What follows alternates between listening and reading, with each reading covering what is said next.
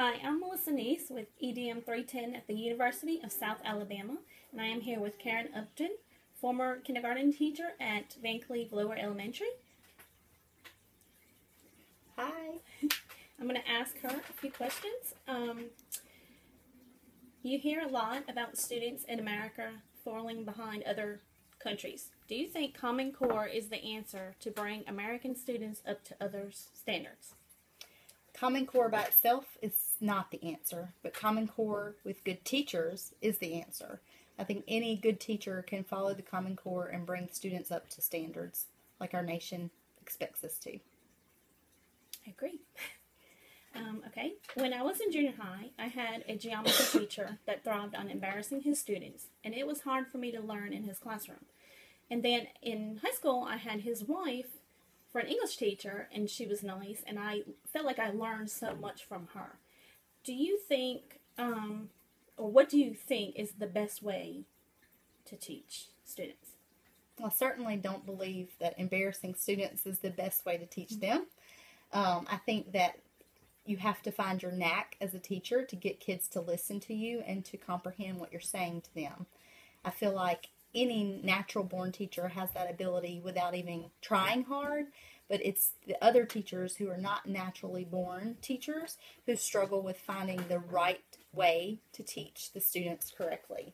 And I think you just have to find your knack and show respect to the students, because all students can learn regardless of their background or their history, or regardless of your background or history as a teacher.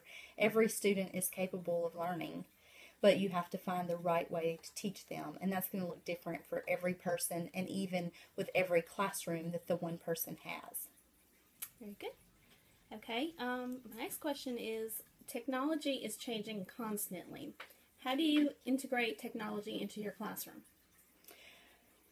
In my classroom in kindergarten, we use the smart board, and we use computers every day. The students go to a rotation in their centers for computers, and they can use the internet to do free access places like starfall.com that will teach them how to read and use the calendar correctly. And the smart board, all the kids love to use the smart board, and it's very easy to incorporate that into your teaching. Okay. What are your thoughts on project-based learning?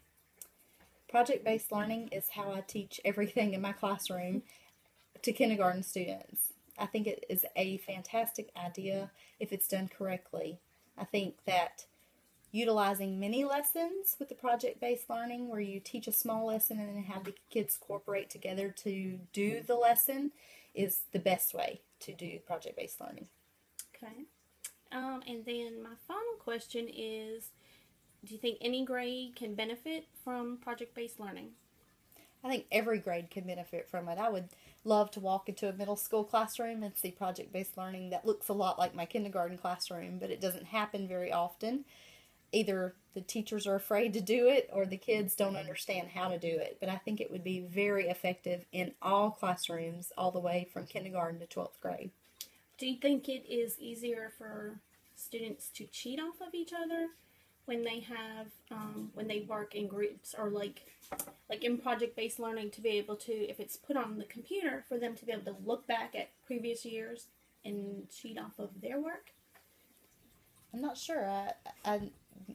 We've never had to put our lessons on the computer, save them to computer, but I would think that your students would want to get something out of the class they're teaching them, and they wouldn't want to cheat, but they could maybe use those examples to see where to go, because sometimes it is confusing when your teacher tells you, this is what I expect out of you, and you've never done it before. It is very confusing and frightening sometimes, but if you had those examples there to guide you, I wouldn't cheat if I were in that situation. I'm not sure how the students would feel. Okay, my last question for you is, what is your advice for a new teacher? My advice for a new teacher is be flexible. Even when you put out your best lesson plan and you're ready to teach to the best of your abilities, somebody's going to throw up or pick their nose or need their pencil sharpened, and you have to know how to be flexible in those situations.